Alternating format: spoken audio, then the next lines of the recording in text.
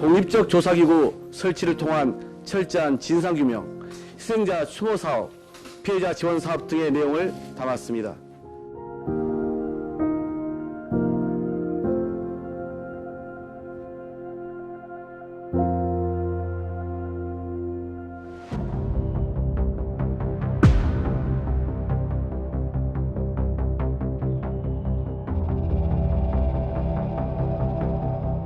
합의 처리에 주력을 했다는 점 다시 한번 좀 강조해서 말씀을 드리고요. 이번에 민주당의 주장을 받아들여서 현행 법안을 유지하도록 하였습니다.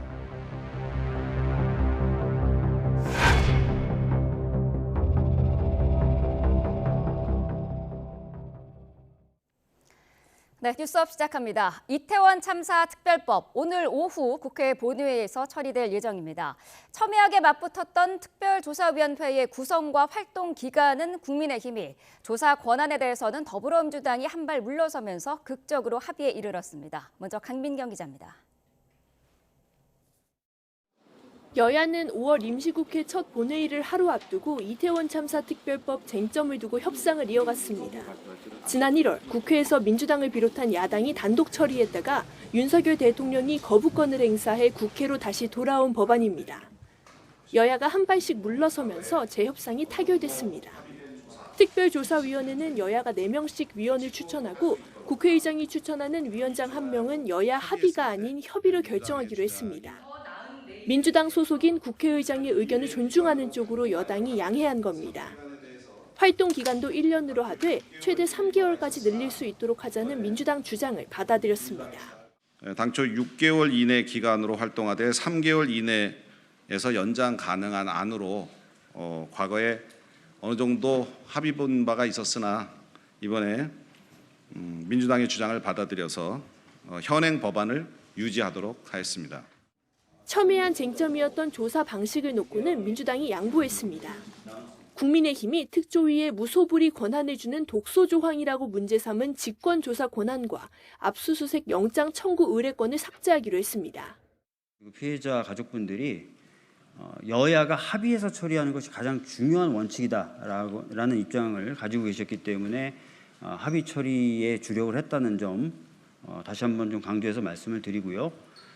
총선 국면에서 여야가 강대강 대치를 이어가면서 이태원 특별법 논의도 한동안 평행선을 달렸지만 윤 대통령과 이재명 대표의 영수회담을 기점으로 최근 양당 원내 지도부가 대화할 뜻을 내비치면서 물밑 협상이 급물살을 탔습니다. 독소조항 이런 것들을 종합적으로 양당 원내 수석 부대표끼리 협의를 할 것으로 생각합니다. 입장차가 있다 하더라도 21대 국회에서 벌리는 21대 국회에서 마무리해야 되지 않겠냐는 겁니다. 여야가 한 발씩 양보해 이태원 참사 특별법 본회의 재표결을 합의하면서 5월 임시국회 첫 본회의는 일단 빈손을 피하게 됐습니다. 21대 국회가 싸우는 국회가 아닌 협치하는 국회로 마무리되는 계기가 될지 주목됩니다. YTN 강민경입니다.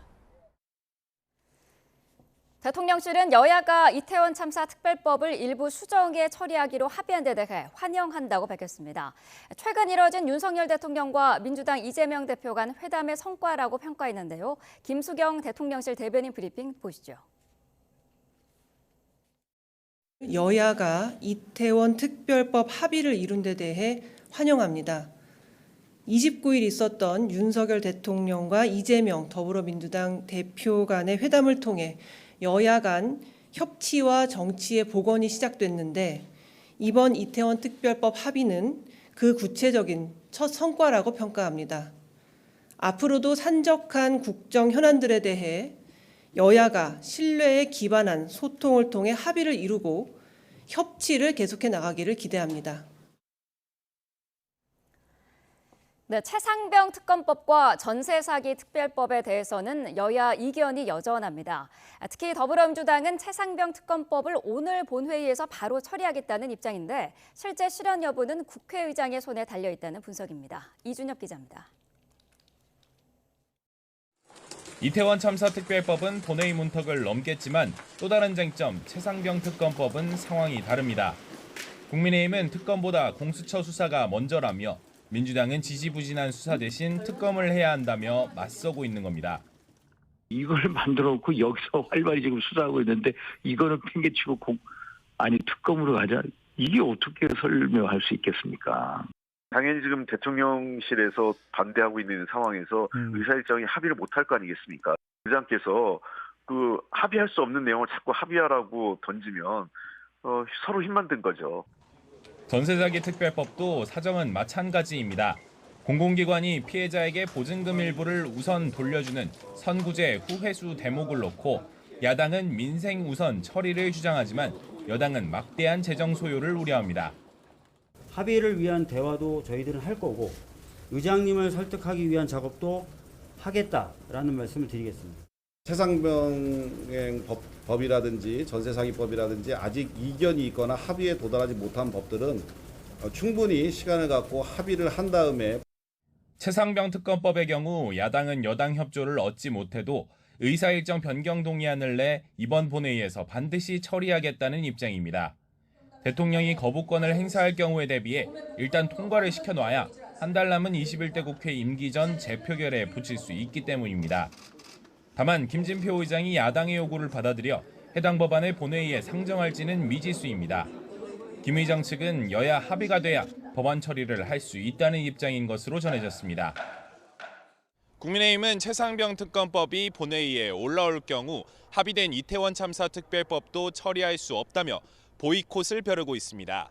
자칫 본회의가 파행으로 오를 수 있다는 우려가 나오는 이유입니다. YTN 이준엽입니다.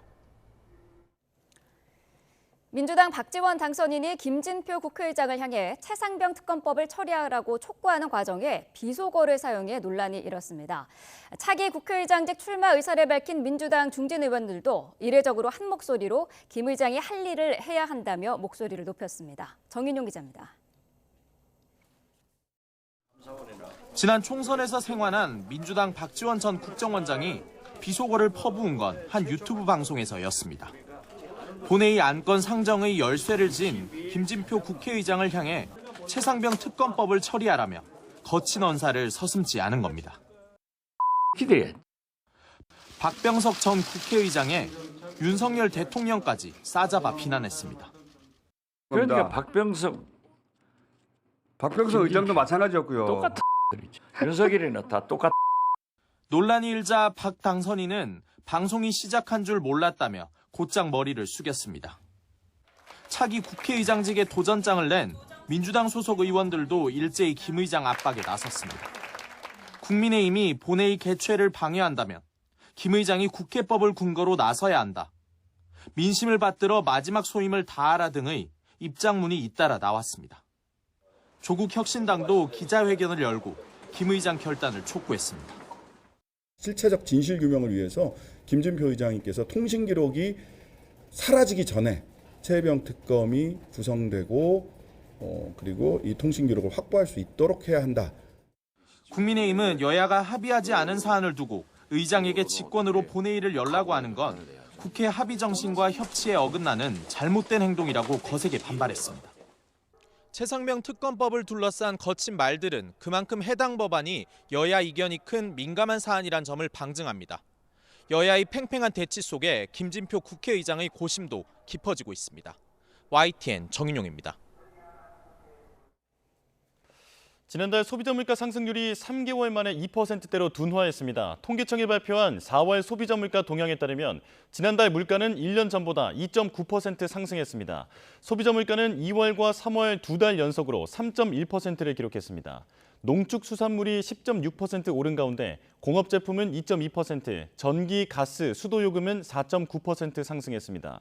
품목별로는 사과가 80.8%, 배는 102.9% 올라 여전히 높은 상승률을 기록했고 토마토 39%, 배추는 32.1% 뛰었습니다. 네, 오늘 새벽에 발표됐죠. 미국 중앙은행인 연방준비제도가 또 금리를 동결하면서 2% 물가 목표를 향한 진전이 더디다는 점을 인정했습니다. 연준은 고용시장이 예상보다 약해지면 금리를 내릴 수 있다면서도 금리를 다시 인상할 수 있다는 우려는 일축했습니다. 워싱턴 권준기 특파원입니다. 기준금리를 6번 연속 동결한 연준은 물가가 좀처럼 잡히지 않고 있다는 점을 인정했습니다. 지난해까지 둔화하던 물가 그래프가 올해 들어 예상보다 높게 나타나고 있다는 겁니다.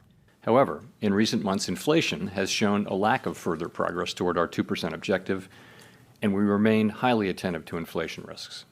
기자들의 관심은 금리 인하가 언제쯤 가능할지 올해 안에 가능하긴 한 건지에 집중됐지만 파월 의장은 즉답을 피했습니다. 다만 금리 인하가 가능하려면 물가가 2%로 지속적으로 내려오고 고용 시장이 예상보다 약해져야 한다는 조건을 달았습니다. And another path could be, an unexpected weakening in the labor market, for example. So those are paths in which you could see us cutting rates. So 연준은 그러나 현재 경제 상황이 스태그플레이션을 우려할 정도는 아니라고 진단했습니다. 미국 경제 성장률이 3%대로 견고하고 인플레이션도 3% 미만에 머물고 있다며 세간의 스태그플레이션 우려를 이해하지 못하겠다고 말했습니다. 그러면서 적어도 금리 인상은 없을 거라고 확인했습니다. So I think it's unlikely that the next policy rate move will be a hike. I'd say it's unlikely. 뉴욕 증시는 최악의 시나리오는 피했다는 안도감을 나타냈지만 결국 혼조세로 마감했습니다. 파월 의장의 기자회견 이후 시장의 불안감은 조금 완화돼 올해 한 번도 금리 인하가 없을 거라는 예측은 40%에서 30%대 초반으로 낮아졌습니다. 워싱턴에서 YTN 권준기입니다.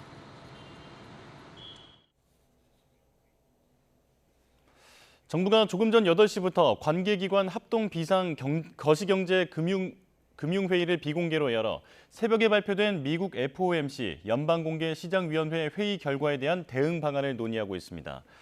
정부는 최근 들어 원달러 환율 움직임이 불안한 만큼 환율 시장 변동성이 더 커질 것에 대비해 비상계획을 점검하고 금융당국과 통화당국 간 협의를 강화한다는 방침입니다.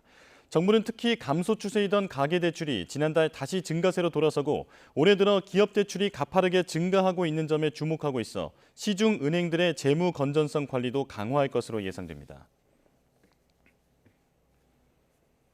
의정 갈등으로 일부 대형 병원들이 그제 하루 휴진하면서 줄어든 외래 진료량이 최대 35% 수준인 것으로 집계됐습니다. 전병왕 보건복지부 보건의료정책실장은 어제 의사 집단행동 중앙재난안전대책본부 브리핑에서 그제 전국 40개 의과대학 소속 병원 88곳 가운데 8곳이 외래 진료를 줄이고 휴진에 나섰다고 밝혔습니다. 이에 따라 줄어든 외래 진료량은 최소 2.5%에서 최대 35% 수준으로 확인됐다고 설명했습니다. 한덕수 국무총리는 윤석열 대통령과 이재명 대표 회담에서 야당 역시 의대 증원 필요성에 공감했다며 개혁 과제를 흔들림 없이 추진해 나가겠다고 말했습니다. 한 총리의 발언 직접 들어보시겠습니다. 지난 월요일 대통령님과 제1야당 대표께서 국정 현안에 대해 오랜 시간 대화를 나누시면서 특히 의대 정원과 의료 개혁에 대해 공감하셨습니다. 이는 의료 개혁에 대한 우리 국민들의 지지와 염원이 반영된 결과라고 생각합니다.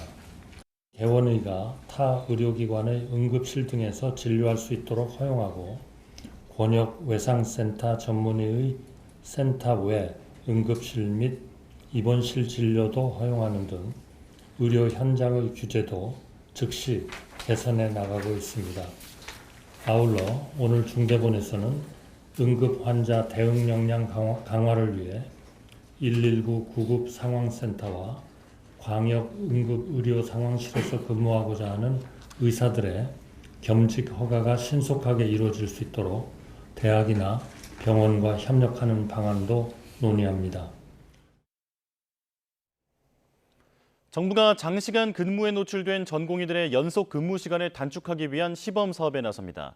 의사 집단행동 중앙재난안전대책본부는 오늘부터 오는 17일까지 전공의 연속 근무 단축 시범 사업 참여 기관을 모집한다고 밝혔습니다. 정부는 이번 시범 사업을 통해 전공의 연속 근무 시간을 현행 36시간에서 24시간에서 30시간으로 단축하도록 할 계획입니다. 대신 해당 수련 병원에는 내년도 전공의 별도 정원을 5명까지 추가 배정하는 등 지원에 나서겠다고 덧붙였습니다. 흔들림 없이 추진하겠다던 총리의 발언과는 달리 사법부는 법원 결정 전까지 의대 모집 정원 최종 승인을 보류해달라고 요청했습니다. 법적 구속력이나 강제력은 없는 요구지만 정부의 의대 증원 방침 근거를 제대로 따져보겠다고 나선 것이라 결과가 주목됩니다. 신지원 기자입니다. 의대 교수와 학생 등은 직접적인 당사자가 아니라는 이유로 받아들여지지 않았던 의대 증원 집행정지 신청. 항고심을 맡은 서울고등법원은 재판이 진행되는 동안 정부의 2025학년도 의대 모집 정원 계획을 최종 승인하지 말아달라고 요청했습니다. 집행정지 여부가 결정되기 전에 서둘러 절차가 진행되면 법원 판단에 실익이 없어지기 때문에 기다려달라는 겁니다.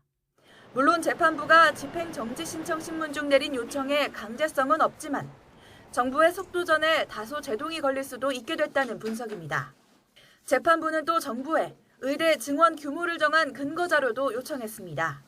정부가 의대 증원 규모를 2,000명으로 정한 과학적 근거를 제출하면 재판부가 따져보겠다는 겁니다. 이와 함께 원고인 의대 교수와 학생들은 직접적이고 구체적인 이익을 가지지 않는다는 정부 측 주장에 대해서도 정부가 의대 정원을 늘리면 다툴 사람이 아무도 없다는 것이냐며 의문을 제기했습니다. 의대 교수와 학생들이 원고로 부적절하다는 1심 재판부와는 다른 취지의 발언이라 해석의 가능성을 열어둔 것이 아니냐는 관측이 나옵니다. 재판부는 늦어도 5월 중순까지는 결정을 내리겠다고 밝혔는데 법원 판단이 장기화하고 있는 갈등에 어떤 영향을 미칠지 주목됩니다. YTN 신지원입니다. 의사와 의대생이 이용하는 온라인 커뮤니티 메디스태프에 올라온 이른바 전공의 블랙리스트 사건과 관련해 메디스태프 대표가 다시 경찰에 불려나왔습니다. 서울경찰청 사이버범죄수사대는 어제 오후 메디스태프 대표 김모 씨를 피고발인 신분으로 다시 소환했습니다. 앞서 메디스태프에는 지난 3월 진료 현장에 남은 전공의를 참의사라고 조롱하며 개인정보를 공개한 전공의 블랙리스트 게시글이 올라와 논란이 됐습니다. 기 씨는 이 일로 시민단체로부터 명예훼손 혐의 등으로 고발당해 지난 3월 25일 첫 조사를 받았습니다. 경찰은 전공의들에게 사직 전 병원 자료를 삭제하라고 종용하는 전공의 행동지침 글과 관련한 수사가 시작되자 관련 자료 등을 숨기려 한 혐의로도 메디스태프 관리자와 직원을 입건해 조사하고 있습니다. 코로나19 위기 단계가 어제부터 가장 낮은 단계로 하향되면서 병원급 의료기관의 마스크 착용 의무가 해제됐습니다. 국내에서 첫 환자가 발생한 지 4년 4개월 만에 완전한 일상 회복을 맞게 됐습니다. 김근우 기자입니다. 안녕하세요. 대구에 있는 요양병원 입원병동입니다. 의료진과 환자, 간병인까지 모두 마스크를 벗었습니다. 정부가 코로나19 위기 단계를 가장 낮은 관심으로 하향하면서 병원급 의료기관에서도 마스크 착용 의무가 없어진 겁니다. 불과 며칠 전까지 마스크 없이는 들어올 수도 없었던 이곳 입원병동에서도 이제 자유롭게 마스크를 벗고 이야기할 수 있습니다. 온종일 마스크를 쓰고 지내야 했던 입원 환자들은 모처럼 가벼워진 얼굴이 그저 즐겁습니다. 환자와의 소통은 물론 진료에 어려움을 겪던 의료진도 일이 훨씬 수월해졌습니다. 많이 답답해하시고 말씀이 잘 안 되시거나 목소리가 작으신 분들은 의료진하고 소통하기가 힘들었는데 저희들도 환자분들이 말씀하시는 거나 표정, 분위기, 심리 상태들을 잘 캐치를 할 수 있을 것 같습니다. 밖에서는 이미 마스크를 벗은 지 한참 지난 상황. 가족의 얼굴을 마음 편히 볼 수 있게 된 보호자들은 기쁨을 감추지 못합니다. 너무 편하죠. 그냥 일상생활 하듯이 밖에서 자유롭게 하듯이 하니까 너무 편하고 소리도 잘 전달되니까 저희 어머니가 좀 더 잘 이해하시는 것 같아요. 다만 입원 환자들까지 마스크를 벗으면서 일시적으로 감염이 늘어날 거라는 우려의 목소리도 있습니다. 길었던 코로나19 팬데믹을 넘어 완전한 일상 회복 시대로 접어든 만큼 이에 맞게 부작용과 여파에 대비해야 한다는 지적이 나옵니다. YTN 김근우입니다. 네, 일본에서 지난달 중순 강변에서 불에 탄 부부의 시신이 발견돼 충격을 줬습니다. 시신을 불태운 용의자들이 어제 체포됐는데 20대 한국인 한 명도 포함됐습니다. 현지 경찰은 용의자들이 누군가의 의뢰를 받은 것으로 보고 배후 추적에 수사력을 모으고 있습니다. 도쿄에서 김세호 특파원이 보도합니다. 지난달 16일 도쿄에서 150km 떨어진 도치기현에 있는 강변에서 50대 부부의 시신이 발견됐습니다. 시신은 모두 불에 탄 상태였습니다. 경찰은 시신을 훼손한 혐의로 20살 용의자 2명을 붙잡았습니다. 이 가운데 한 명은 직업과 거주지가 분명하지 않은 한국인 A씨로 파악됐습니다.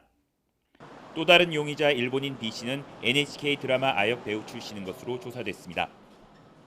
살해된 부부는 도쿄 우에노에서 음식점 10여 곳을 운영해 왔는데 경찰은 한국인 A씨 등 2명이 도쿄에 있는 빈집에서 부부를 폭행한 뒤 차에 태워 도치기현으로 이동한 것으로 보고 있습니다. 見たことない車がですね、1台下に下がっていったのだけはちょっと確認させていただいたっていう、普段ここを通ってる車の感覚からするとちょっと早めに下に下がっていったっていう。 부검 결과 부부의 사인은 모두 목이 졸려 질식한 것으로 확인됐습니다. 부인은 머리에 골절 흔적도 발견됐습니다. 앞서 일본 경찰은 붙잡힌 한국인 A씨 등 2명에게 실행을 의뢰한 C씨 그리고 C씨에게 범행을 지시한 D씨를 붙잡았습니다. C씨는 몇 차례 술자리를 같이 한 한국인 A씨 등 2명에게 자신의 차를 빌려주고 시신 처리를 맡기는 대가로 보수도 지급한 것으로 알려졌습니다.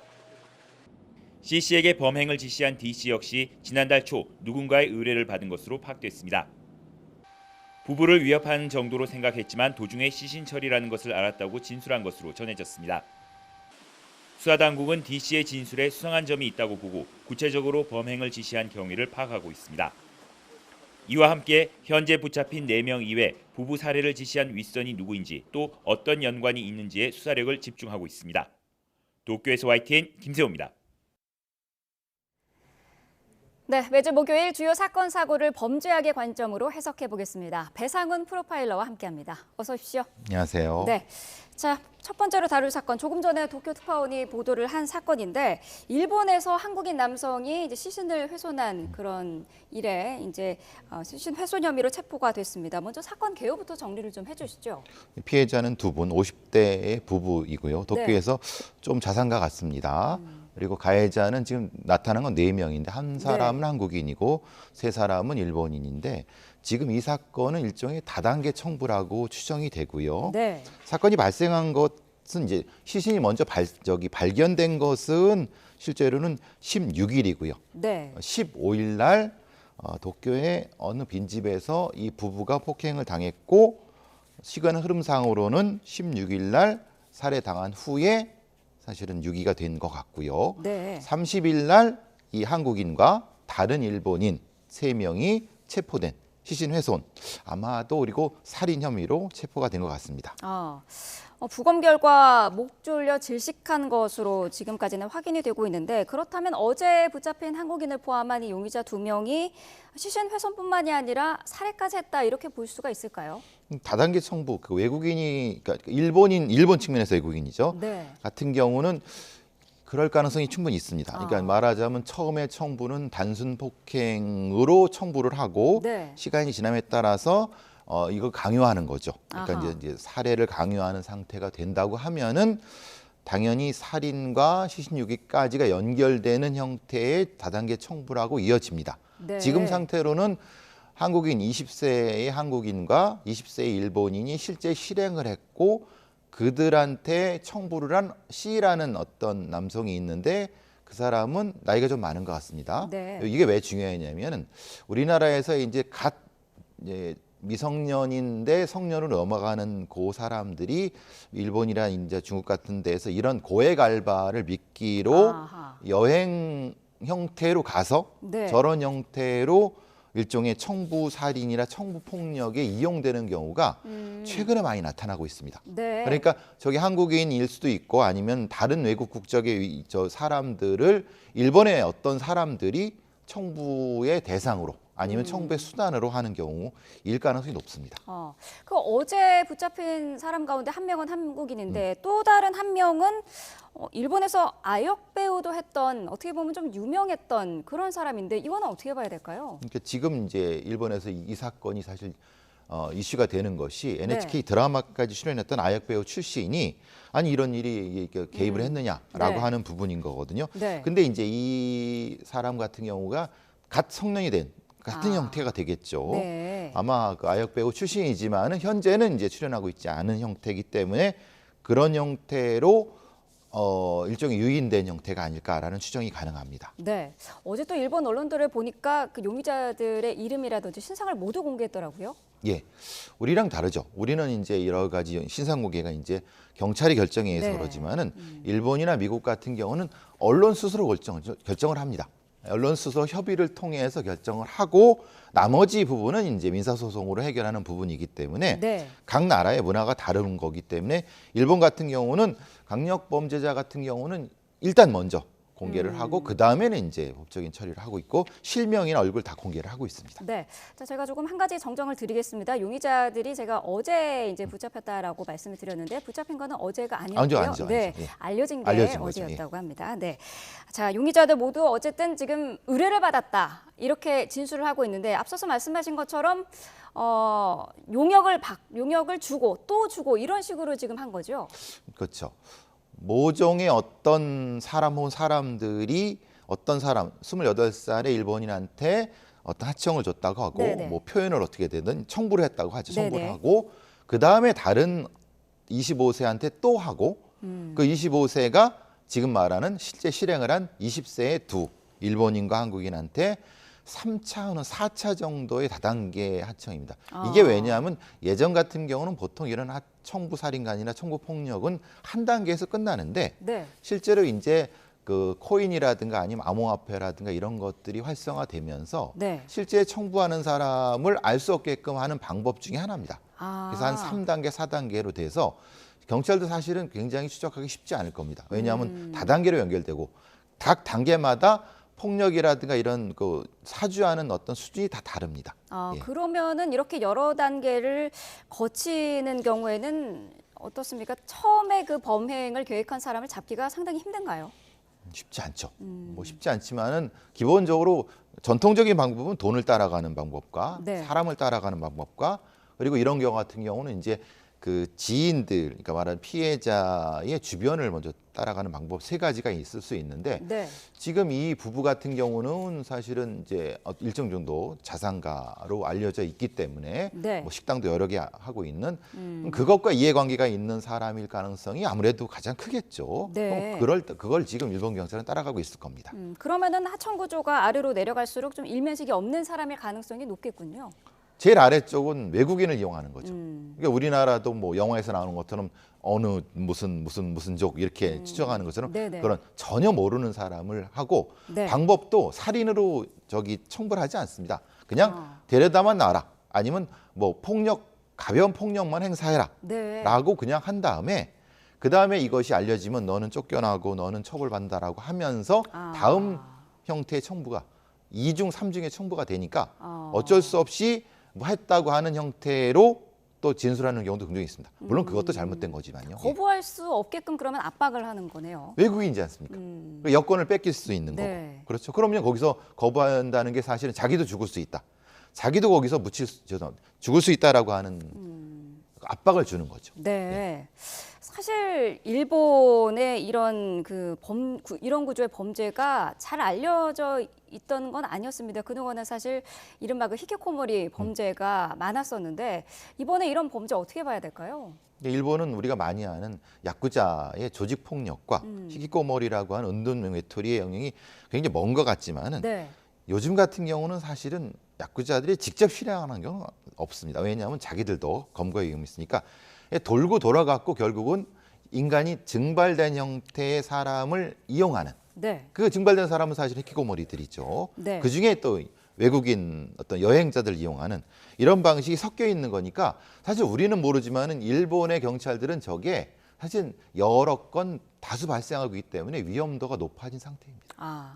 자, 청부살인과 같은 이런 청부 범죄 그렇다면 수사는 어떻게 진행이 될까요? 앞서 말씀드린 것처럼 돈과 사람을 쫓아가는데 그리고 또 하나는 관련된 정보가 충분히 있습니다. 네. 왜냐하면 저런 경우는 뭐 한 번에 이루어진 경우가 아니라 네. 주변에 있어 저런 유사한 형태를 실행해 본 일종의 브로커가 존재할 수 있거든요. 그 브로커를 따라가는 경우가 아마 일본 경찰이 제가 다른 팁도 뭐 드리지만 그걸 지금 이중으로 하고 있는 거죠. 피해자 주변과 브로커를 따라가고 있을 겁니다. 그렇다면 만약에 잡혔습니다. 그럼 지시한 윗선 실행한 그 아래쪽 어느 쪽이 처벌이 무겁게 되나요? 뭐 기본적으로 저 지시한 쪽이 가장 처벌이 높습니다. 네. 그리고 수단인 경우는 그보다 네. 좀 그렇지만은 실제로 자기가 살인을 실행했으면 살인죄로 처벌이 되는 거고요. 네. 다만 감경이 될 여지는 분명히 존재하는 거고 아하. 그런데 그거는 일본의 어떤 사법 관례에 따라서 좀 다르지만 일본은 사형을 집행하고 있는 나라거든요. 사실 그 굉장히 엄격하게 처벌을 할 가능성이 높습니다. 네. 자, 지금 사건이 알려진 지 얼마 되지 않았기 때문에 수사 결과를 좀 계속해서 지켜봐야 할 것 같습니다. 다음 사건으로 넘어가 보죠. 건물 위층에서 킥보드가 떨어져서 학생 둘이 다쳤는데 어떻게 된 일인가요? 이게 세종시 학원가인데요. 학원 건물이 이렇게 디귿자, 미음자 같은 형태가 있을 수 있죠. 네. 그러면 그게 복도가 있을 수 있고 복도에 이제 불투명한 차단막이 있는데 그 안쪽에서 뭔가가 날아왔는데 그 밑에 있던 중학생들이 뭐 아주 그냥 크게 다친 거죠. 한 네. 학생 같은 경우는 실신까지 했다고 하고 네. 다른 학생은 다리를 크게 다쳤다고 하는데 이게 보이는 상태에서 던지면은 피할 수 있는데요. 그렇죠. 이게 그 벽 뒤에서 던지는 형태이기 때문에 피할 수 없는 상태, 굉장히 위험합니다. 네. 그래서 경찰이 이걸 추적을 해갖고 범인을 검거는 했습니다. CCTV 분석을 통해서. 네. 자, 범인을 검거를 해봤더니 초등학생이었다고 해요. 이유가 나왔습니까? 뭐 호기심 때문이었다라든지.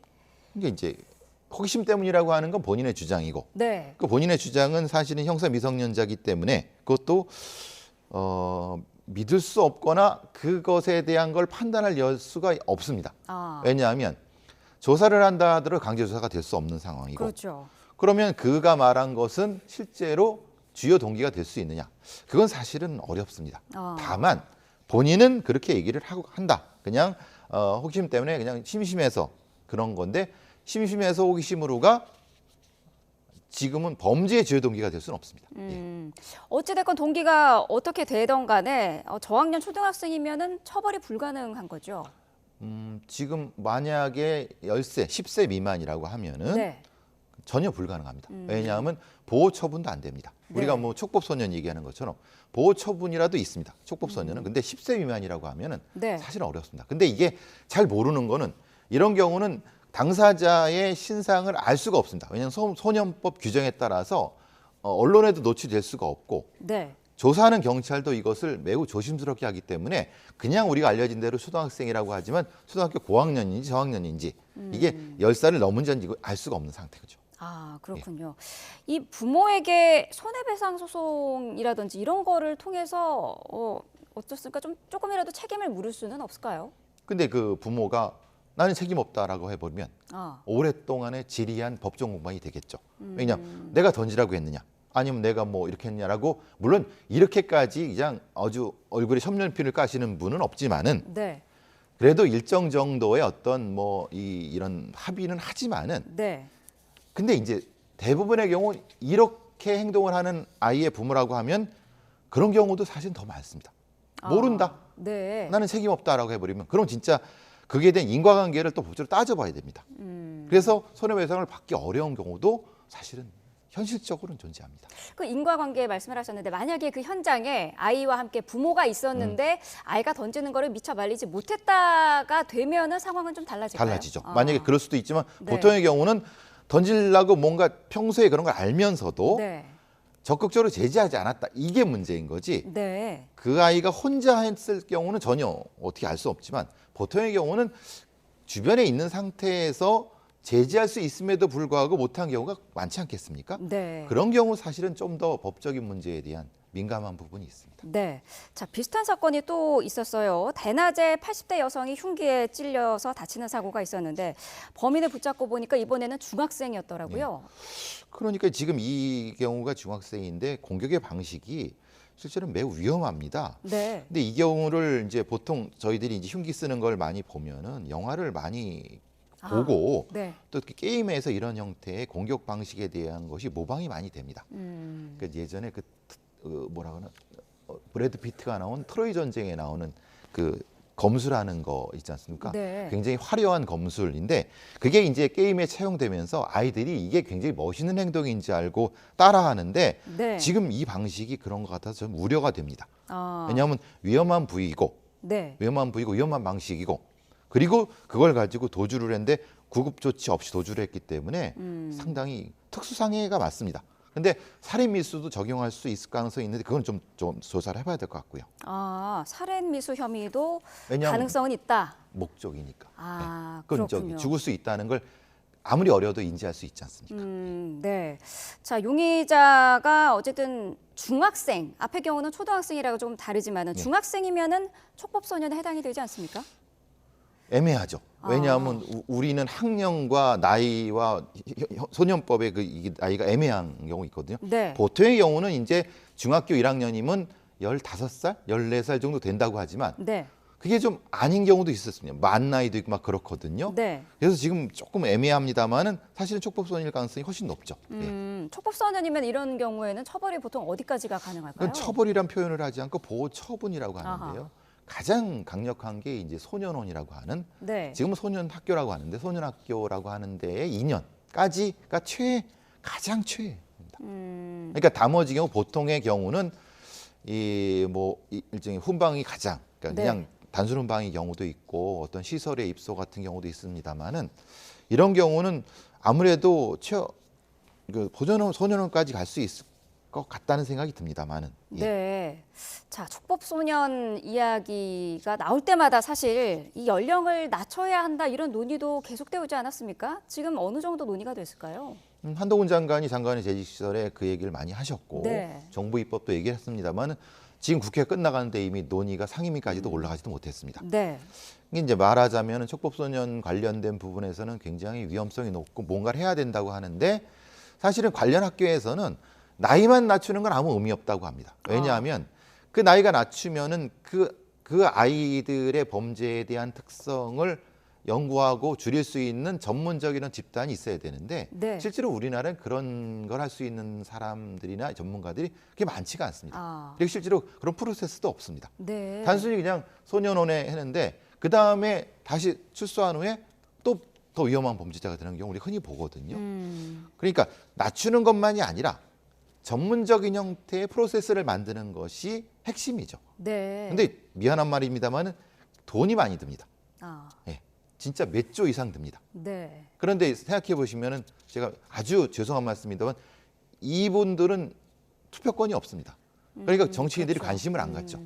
피해자들만 관심을 갖습니다. 네. 그러니까 이 할머니 같은 경우 아니면 이런 거 어떻게 합니까? 그러니까 이제 이 프로세스가 전혀 없는 겁니다. 우리가 보기엔 있을 것 같지만요. 실제로 현실에 가보면요. 피해 보상 받기도 어렵고 네. 그 아이들 대상으로 소송하기도 어렵고 그냥 피해자가 피해만 받고 끝나는 경우가 훨씬 많습니다. 너무 억울한 상황 아닌가요? 그런데 다시 말씀드리지만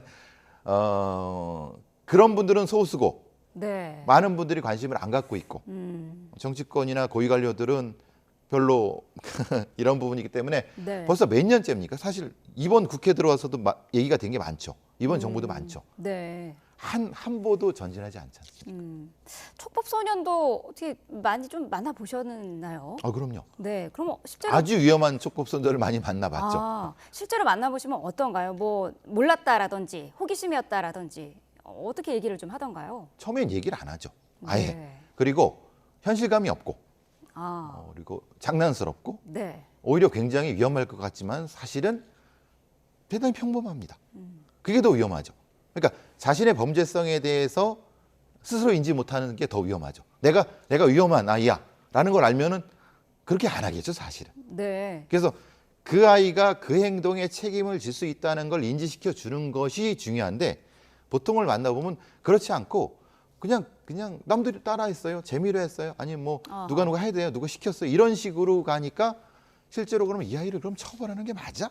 라는 근본적 의문이 들어가는 거죠. 네. 결국은 그러면 보호자의 문제, 학교 밖의 청소년의 문제까지 갈 수밖에 없는 거죠.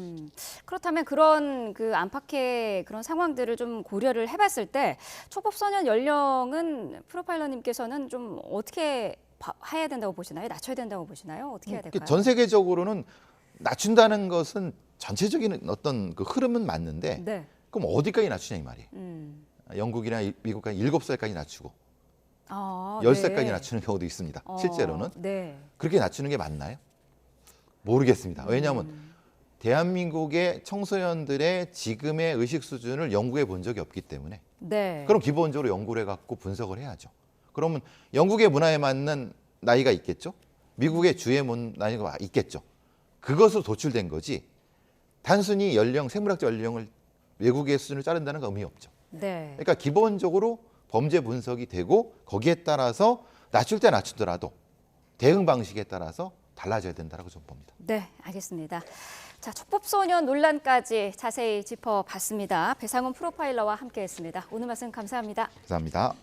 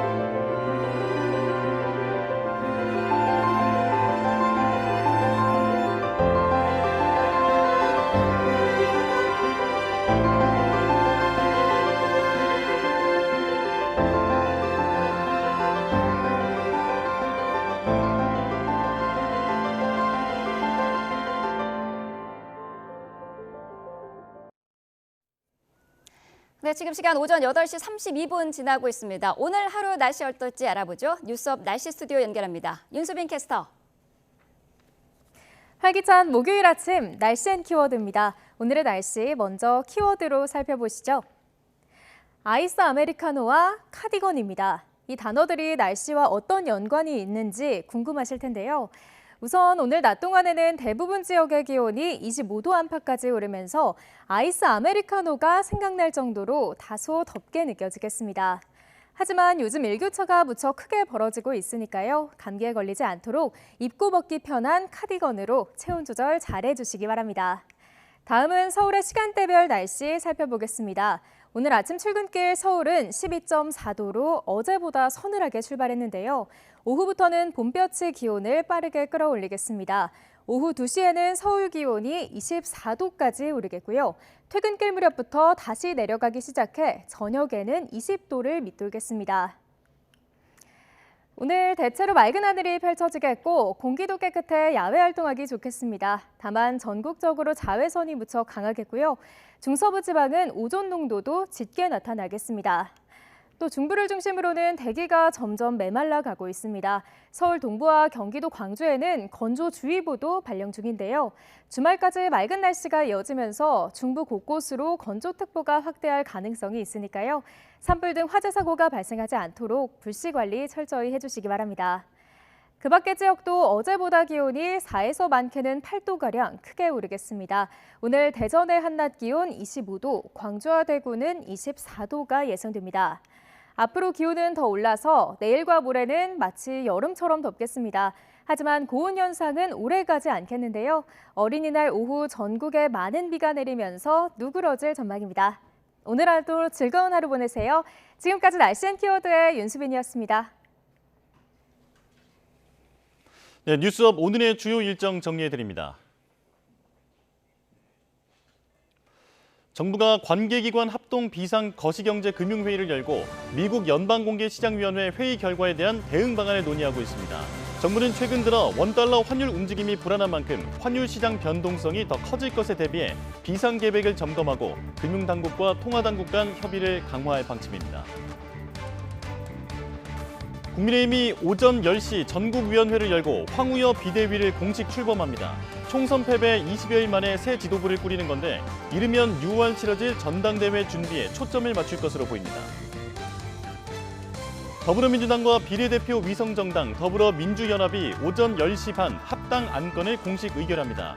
민주연합 비례대표 당선인 14명 가운데 진보당과 새진보연합 소속 4명을 뺀 10명이 민주당에 합류해서 민주당은 최종 171석을 확보하게 됩니다.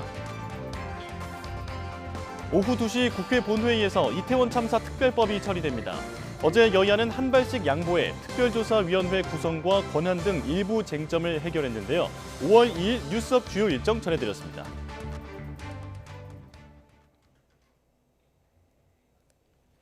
경기도 시흥시 교량 건설 현장에서 구조물이 무너져 7명이 다친 사고와 관련해 경찰이 본격적인 원인 조사에 나섰습니다. 일단 크레인을 구조물을 설치하는 과정에서 사고가 난 것으로 보이는데 합동 감식은 오늘 진행됩니다. 임예진 기자입니다. 제멋대로 얽힌 철근이 그대로 노출된 콘크리트 구조물이 방치돼 있고 안전모를 쓴 사람들이 무너진 교량 사이를 분주하게 오갑니다. 작업자 6명과 근처를 지나던 운전자 등 7명이 다친 서해안 우회도로 교량 건설 현장입니다. 붕괴 사고 다음 날 국토교통부를 시작으로 경찰과 시청 등 관련 기관에서 줄줄이 현장을 찾았습니다. 사고가 난 다리는 교각과 교각 사이 콘크리트 빔 9개가 교량 상판을 떠받치는 구조입니다. 여기 이 빔이 무너져 도미노처럼 쓰러진 건데 정확한 원인은 아직 확인되지 않았습니다. 경찰은 18명 규모로 전담 수사팀을 꾸리고 사고 원인 규명에 착수했습니다. 일단 크레인 2대가 양쪽에서 콘크리트 빔을 매달아 다리 위로 올리는 과정에서 위치를 맞추지 못해 사고가 난 것으로 보고 있습니다. 다만 크레인 기계 결함은 발견되지 않아 크레인 와이어가 끊어진 것은 아닌 것으로 확인됐습니다. 수사 대상이라든가 범위는 아직 정해진 건 없고 그걸 이제 조사하면서 이제 그걸 확정해 나갈 생각입니다. 사고가 난 교량은 한국수자원공사가 발주하고 SK 에코플랜트가 시공을 맡아 완공을 1년 앞두고 있었습니다. 경찰은 주변 CCTV 등을 확보해 분석한 뒤 시공사 관계자들도 차례로 불러 조사할 예정입니다.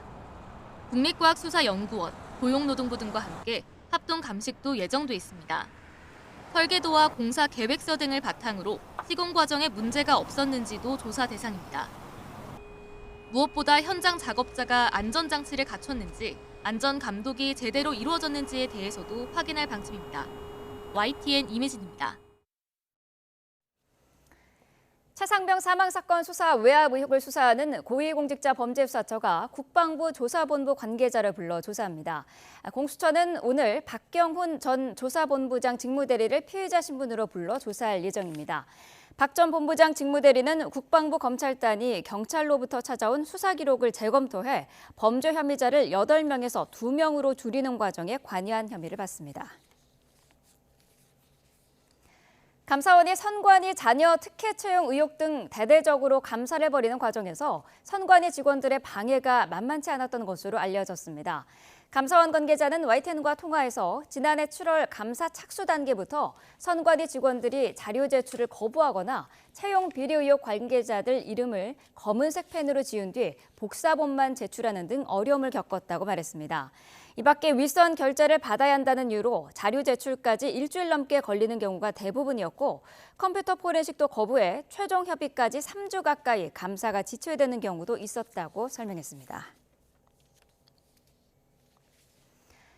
국토교통부가 지난해 주택 공급 물량을 대거 누락해 엉터리 자료를 발표했다는 보도 어제 전해드렸는데요. 문제가 발견된 올해 초부터는 해당 통계를 사실상 수작업으로 진행하고 있는데 시스템이 언제 완벽히 개선될지 알 수가 없어 파행이 당분간 계속될 것으로 보입니다. 김기봉 기자입니다. 지난해 주택 인허가와 착공, 준공 등 3개 부문에서 모두 19만 2천여 가구를 누락 집계한 국토부. 전년에 비해 인허가는 25.5%, 착공은 45.4%, 준공은 23.5% 줄었다고 발표했지만 실제 감소율과 큰 차이가 있었고 심지어 준공은 감소가 아니라 증가였습니다. 지난해 정부가 발표한 9.16 공급 대책과 올해 110 부동산 대책 모두 이 잘못된 수치를 근거로 발표됐습니다. 집계 방식을 지난해 7월부터 국가 기준 데이터를 통하는 방식으로 바꾸면서 하반기 6개월 동안 오류가 발생한 건데 국토부는 올해 초에서야 문제를 발견했습니다. 1월 말에 저희가 이상하다고 느꼈고요. 인허가하고 착공은 전혀 잘 못 느꼈고 그걸요. 준공은 좀 이상하다. 설마 전산 오류라고는 생각을 못 했었고요. 문제의 조짐은 발견했지만 세부 내용을 알 수 없어 냉가슴을 앓으며 석 달 동안 오류 찾기에 진땀을 뺐습니다. 더욱이 집계 시스템을 과거 방식으로 되돌릴 수도 없어 올해 1월치 통계부터는 사실상 수작업에 가까운 방식으로 통계를 내고 있습니다. 과거 방식으로 돌아갈 수 없으니까 통으로 그걸 받아다가 하나하나 대조를 했다는 겁니다. 그 눈으로 그냥 다 했다는 겁니까? 휴일도 우리 부동산원의 TF팀 하나 만들어서 휴일도 반납을 하고 매일 밤 12시까지 했다는 거 아닙니까? 문제는 새 시스템이 언제 완벽히 개선되느냐인데 개선 작업 역시 원래 업무를 맡았던 용역업체가 그대로 맡아 또 다른 오류의 가능성을 배제할 수 없는 상황입니다. 국토부는 6월까지 시스템 정비를 마친다는 목표로 검증을 위해 외부 전문가 7명을 선임했는데 이번엔 무결점 시스템이 구축될 수 있을지 두고 볼 일입니다. YTN 김기봉입니다. 마약 상습 투약 혐의로 재판에 넘겨진 국가대표 출신 전 야구 선수 오재원 씨가 첫 공판에서 마약 투약 혐의를 인정했습니다. 공소장에는 오 씨가 지인 행세를 하며 약물을 처방받고 지인이 신고하지 못하도록 멱살을 잡으며 협박한 정황도 담겼는데 오 씨는 폭행이나 협박은 없었다고 주장했습니다. 김철희 기자가 보도합니다. 필로폰과 수면제 등을 상습 투약한 혐의로 구속 기소된 전직 프로야구 선수 오재원 씨가 첫 재판에 출석했습니다. 직업을 묻는 재판부의 야구학원 선생님이었는데 지금은 무직이라고 답한 오 씨는 상습 투약 혐의를 모두 인정했습니다. YTN이 확보한 오 씨 공소장에는 더 상세한 범행 정황이 담겨 있습니다. 검찰은 오 씨가 선수 때부터 수면제를 상습 투약해왔고 은퇴 뒤에는 스트레스 등을 호소하며 투약량을 늘리다 중독에 이른 거로 보고 있습니다. 이후 지인을 통해 수면제를 대리 처방받던 오 씨는 지난해 8월에는 직접 명의까지 도용해 투약에 나섰습니다. 미리 외워놨던 주민등록 번호를 활용해 지인인 척 행세한 건데 전북 전주시에 있는 병원까지가 처방전을 받아낸 뒤 주변 약국에서 약물을 처방받은 걸로 나타납니다. 또 지난 3월에는 필로폰 투약을 알리겠다는 여자 지인 A씨의 휴대전화를 망치로 내려치는가 하면 A씨가 도망가려 하자 멱살을 잡고 지하로 끌고 가는 등 협박한 걸로 조사됐는데 오 씨는 마약 투약 혐의는 인정하면서도 보복 협박 관련 혐의에 대해선 전혀 사실이 아니라며 부인했습니다. 재판부는 다음 달 필로폰을 함께 투약한 공범이자 오 씨의 폭행 협박 피해자로 공소장에 명시된 A 씨에 대해 증인 신문을 할 예정입니다. YTN 김철입니다. 최근 폭우 피해를 겪은 중국 남부에서 산비탈의 고속도로가 무너져 내렸습니다. 차량 20대가 함께 추락하면서 화재로 이어져 24명이 숨지고 30명이 다쳤습니다. 베이징 강정규 특파원입니다. 칠흑 같은 어둠 속에 시뻘건 화염이 치솟습니다. 활활 타오르는 불길이 낭떠러지처럼 싹둑 잘린 고속도로 잔해를 비춥니다. 幸好开得慢一点哇走不了了 새벽 2시 10분쯤 중국 남부 광둥성 메이저우 산비탈에 놓인 고속도로가 무너져 내렸습니다. 20대 이상의 차량이 함께 추락하면서 불이 붙었고 50명 넘는 사상자가 나왔습니다. 5월 1일 자정, 노동절 연휴 고속도로 통행료 면제 시작에 맞춰 여행을 떠났다가 참변을 당했습니다. 현지 당국은 현장 지휘부를 차리고 500명 넘는 인력을 투입해 사고 수습에 나섰습니다. 公路塌方路面长约 17.9米，面积约 184.3平方米。 지역 매체들은 최근 광둥성 일대에 내린 폭우 탓에 발생한 사고로 보고 있습니다. 이번 사고 구간 말고도 주변 고속도로 19곳이 무너져 내렸다는 겁니다. 그러면서 연휴 기간 추가 산사태나 홍수, 토네이도 피해가 발생할 수 있다며 주의를 당부했습니다. 베이징에서 YTN 강정규입니다. 이스라엘을 방문한 블링컨 미 국무장관과 네타냐후 총리가 만났지만 라파 지상전에 대해서는 입장차만 거듭 확인했습니다. 미국은 인도적 지원을 위한 이스라엘의 역할도 거듭 강조했는데 가자지구 북부의 구호 통로인 에레즈 검문소가 전쟁 이후 처음으로 다시 문을 열었습니다. 박영진 기자가 보도합니다. 휴전 협상과 무관하게 라파 지상전은 강행한다는 네타냐후 총리의 강경 발언이 나온 가운데 블링컨 미 국무장관이 이스라엘을 찾았습니다. 지난해 10월 가자지구 전쟁 발발 이후 7번째 방문입니다. 블링컨 장관은 대규모 민간인 피해가 우려되는 라파 지상전에는 반대한다는 입장을 재확인했지만 네타냐후 총리 또한 하마스를 소탕하기 위해 라파에 진격하겠다는 주장을 굽히지 않았습니다. 가자지구 전쟁 종식을 포함하는 휴전 합의는 받아들일 수 없다는 입장도 되풀이했습니다. 양측이 이견만 거듭 확인한 셈입니다. 이런 가운데 블링컨 장관은 휴전 협상안에 대한 답변을 아직 내놓지 않은 하마스를 압박했습니다. 휴전이 불발된다면 그건 하마스 탓이라며 협상안을 수용하라고 거듭 촉구했습니다. There is a proposal on the table, and as we've said, no delays, no excuses. The time is now, and the time is now long past due to bring the hostages home to their families.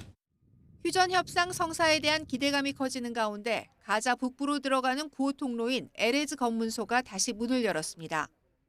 As you can see behind me, those are the first trucks that came here today from Jordan, and we're gonna run this crossing hopefully every day. 지난달 국제 구호단체 활동가 참사 이후 미국의 강력한 요청으로 폐쇄됐던 구호 통로들이 다시 열린 겁니다. 특히 남부 가자지구 인근 아슈도드 항구가 개방되면서 해상을 통한 구호 물품 반입도 한결 수월해질 전망입니다. 블링컨 장관은 가자 주민들에게 실질적인 지원이 이루어지는 의미 있는 진전이라고 평가하고 더욱더 속도를 내야 한다고 강조했습니다. YTN 하경진입니다.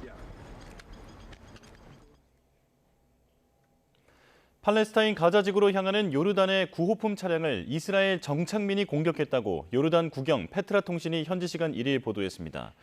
요르단 외무부는 성명에서 가자지구 북쪽 이스라엘 접경지인 베이트 하눈과 가자지구 남부의 통로 케렘 샬롬을 각각 지나던 차량 2대가 공격받아 식량과 밀가루 등 인도주의적 구호품 화물이 거리로 쏟아졌다고 밝혔습니다.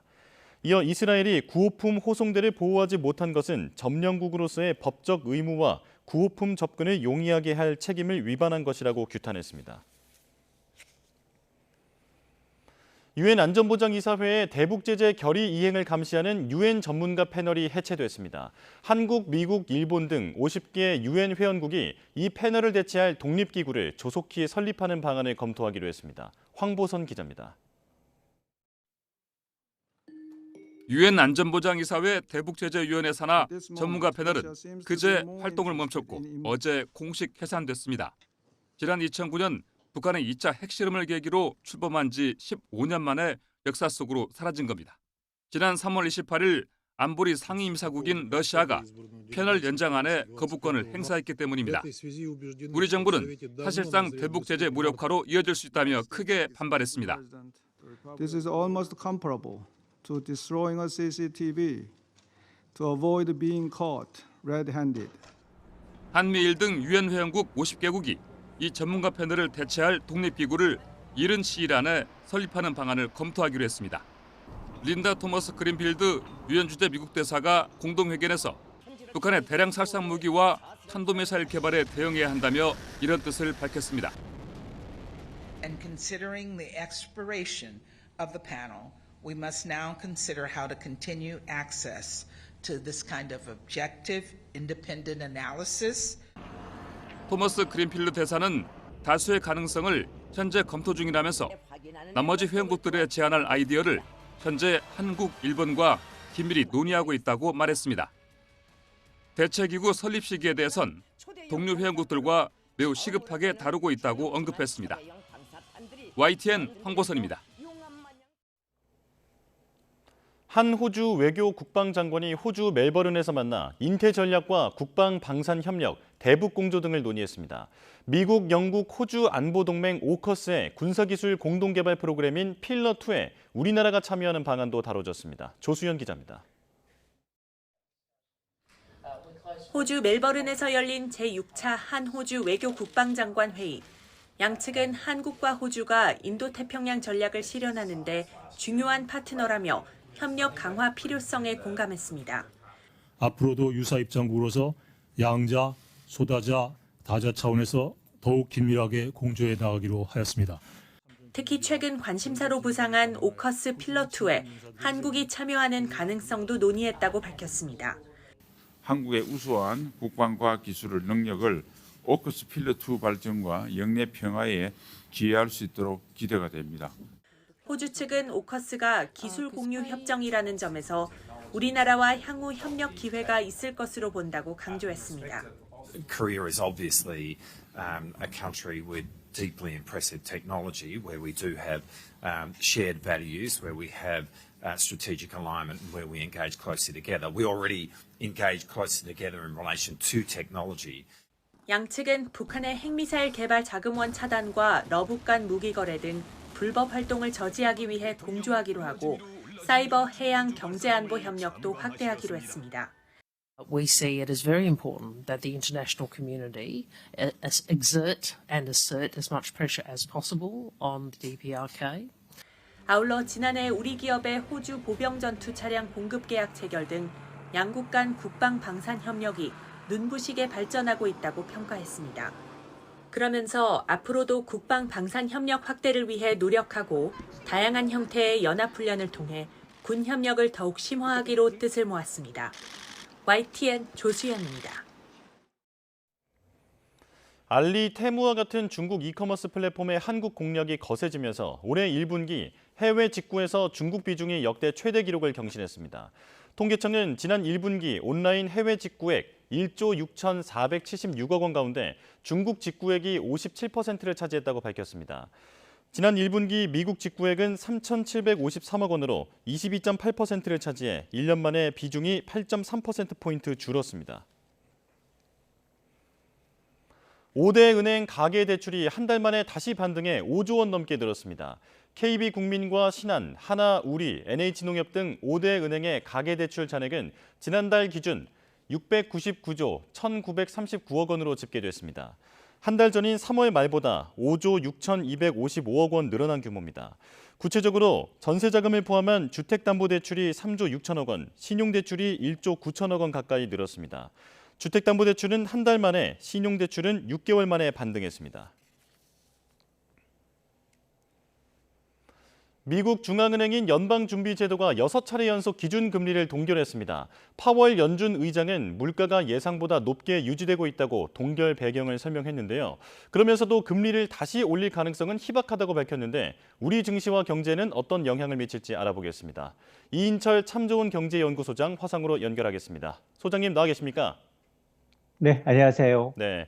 새벽에 미 연준의 금리 동결 소식이 전해졌습니다. 시장의 예상을 벗어나지는 않은 것 같은데 동결 배경에 대해서 설명해 주시죠. 그렇습니다. 아마 이제 최근 들어 제롬 파월 의장의 발언이 수시로 바뀌고 있다라는 데서 단서를 찾을 수 있습니다. 파월 의장은 지난 3월이었습니다. FOMC 회의 직후에는 이번 사이클에서 정책 금리가 정점에 달했을 가능성이 높다라면서 사실상 금리 인하를 시사했습니다. 이로 인해 뉴욕 증시는 사상 최고치를 갈아치는 강세장이었는데요.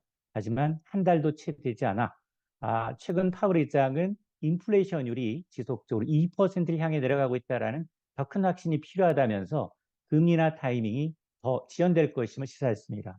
이처럼 오락가락하는 파월 의장의 발언의 이면에는 고착화되고 있는 인플레이션율이 자리 잡고 있습니다.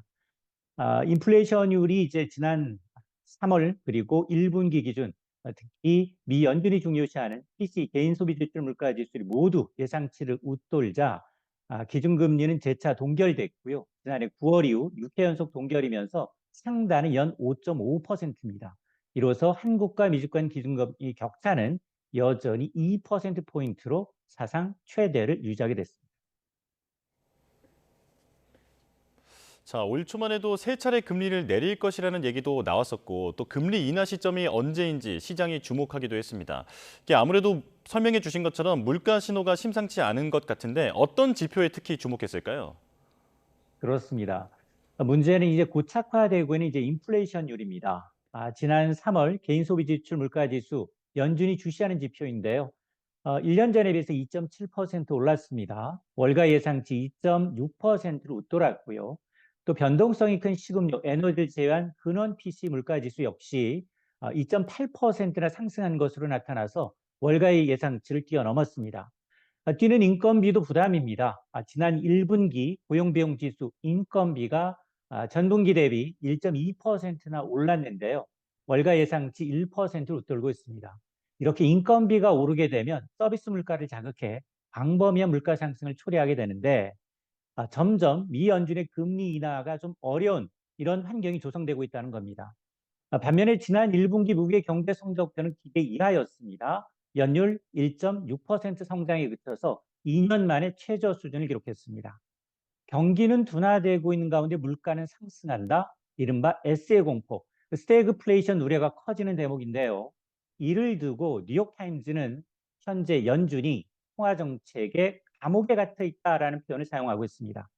일반적으로 경제 성장률이 저조하면 연준의 금리 기대감이 커지지만 지속적인 물가 압박으로 인해서 전망이 더 복잡해졌다는 겁니다.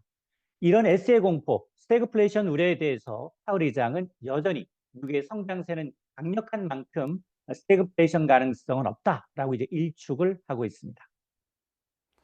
네, 이렇게 금리 인하에 대한 기대감이 서서히 옅어지는 상황에서 시장의 전망은 최근에는 연준이 올해 금리를 한 차례 내릴 것이라는 전망, 그리고 아예 안 내리거나 심지어 인상 가능성까지 나오기도 했습니다. 자, 그런데 파월 의장은 연준의 다음 기준금리 변동 행보가 금리 인상이 될 것 같지는 않다라고 얘기를 했는데요. 이 발언 어떻게 해석해야 할까요? 맞습니다. 이제 뉴욕 증시에 그나마 호재를 밝히라면 이 연준 의장이 이제 금리 인상 가능성을 일축한 점인데요. 뭐 이러다 보니까 이 다우 지수는 소폭 올랐습니다만 나스닥과 S&P 500 지수는 0.3% 내외로 이제 하락하는 이틀 연속 약세를 보였는데 파월 의장이 이제 이 기자회견에서 다음 조치가 금리 인상이 될 가능성은 낮다라고 언급을 한 겁니다. 물론 이 올해 들어서 인플레이션 지표가 예상치를 웃돌하면서 2% 물가 목표 달성까지는 더 오랜 시간이 걸릴 것이다라는 입장도 재차 확인을 했는데요. 그럼에도 불구하고 특히 이제 주목할 부분은 뭐냐면 이 6월부터 양적 긴축을 하겠다라고 이제 처음으로 언급을 한 겁니다. 양적 긴축이란 연준이 보유 중인 채권을 매각해서 달러 유동성 흡수하는 조치인데 기준금리 인상과 함께 연준이 사용하는 대표적인 긴축 수단입니다. 연준이 2022년 6월부터 600억 달러에 달하는 국채와 350억 달러의 모기담보 증권을 재투자하지 않고 시중 유동성, 달러를 흡수하는 정치로 달러 유동성을 줄여왔는데요. 하지만 오는 6월부터는 국채 상환 규모를 월 600억 달러에서 250억 달러로 축소하기로 한 만큼 축소된 만큼 시중 유동성은 이제 늘어나는 효과가 있습니다. 자, 이렇게 이제 금리 인상을 하지는 않을 것 같다라고 하는 이제 파월 의장의 발언이 나왔었는데 이제 조금 전에 잠깐 설명해 주셨지만 밤사이 뉴욕 증시의 상황도 한번 전해 주실까요? 그렇습니다. 뉴욕 증시는 혼조 양상으로 마감을 했는데요. 아마 전날 뉴욕 증시가 연내 금리 인하 가능성은 없다라는 소식이 전해지면서 주요 지수가 2% 내외로 빠졌는데요. 다행히 파월 의장이 이제 매파에서 비둘기파로 좀 돌아섰다라는 분석이 제기되면서 낙폭은 줄었고 다우지수는 오히려 오르면서 마감을 하고 있습니다.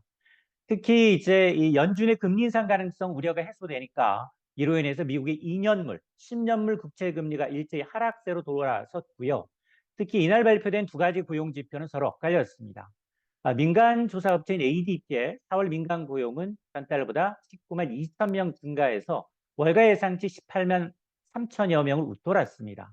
하지만 미 노동부가 발표하는 3월 구직 건수는 848만 8천 건으로 전달에 이제 881만 건보다 상당히 32만 건 이상 줄었습니다. 따라서 투자자들은 내일 새벽입니다. 현지 시간 2일 발표되는 4월 실업률, 비농업 부분의 신규 일자리에 이제 주목을 하고 있는 상황이고요. 개별 종목 가운데는 호재보다는 악재가 많았습니다. 전일 이제 시장의 기대치를 웃도는 실적을 발표한 아마존이 상승세를 나타냈지만 기술주 가운데는 반도체 업체인 어드밴스 마이크로 디바이스가 기대 이하의 실적을 발표하면서 9% 가까이 급락을 했고요. 이 여파로 엔비디아도 4% 가까이 빠졌습니다. 오늘 필라델피아 반도체 업종 지수가 3.5% 하락한 게 기술주 하락에 영향을 미쳤고요.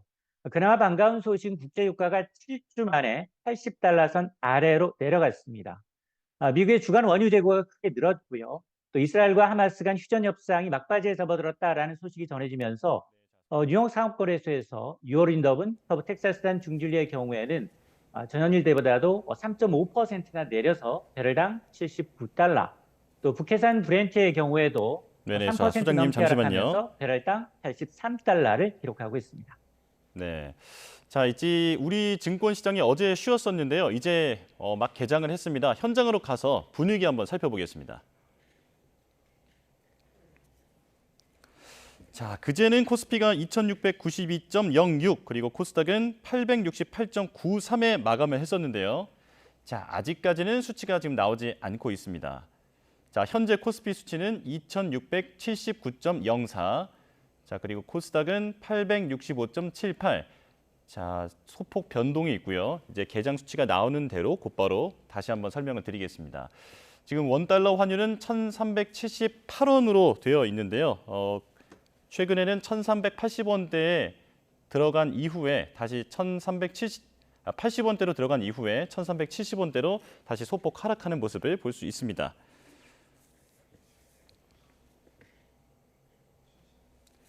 자, 일단 개장 상황을 지금 잠깐 보고 왔는데 지금 숫자가 지금 다시 한번 바뀌고 있습니다. 2,681.41 현재 코스피고요. 코스닥은 865.2입니다.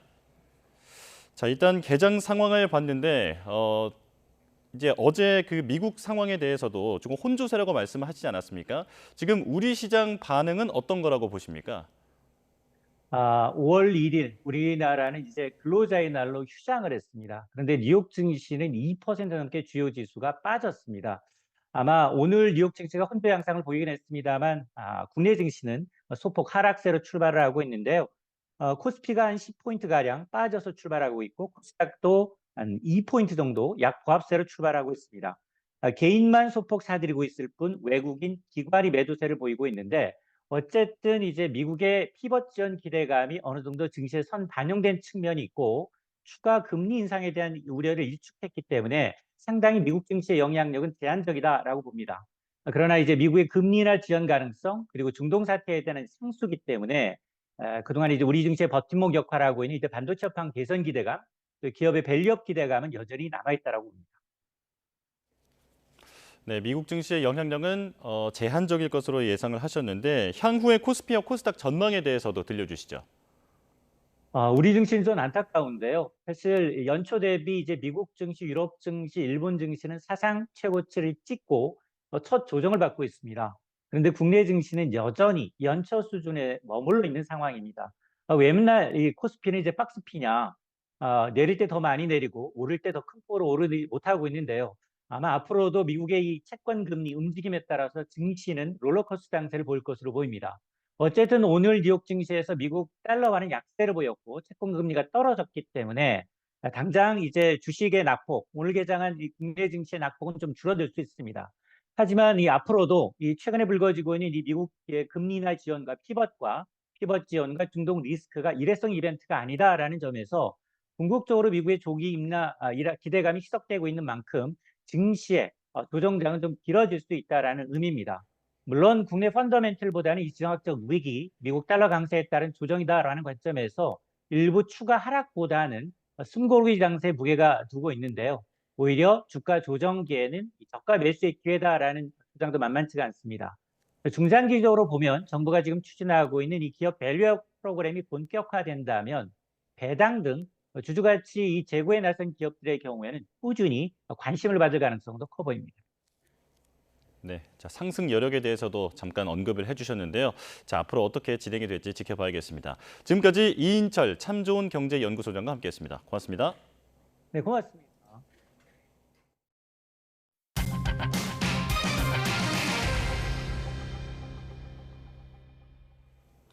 최근 한 사기업에서 저출산 대책으로 아이를 낳는 직원에게 1억 원을 지급하기로 해서 화제가 됐습니다.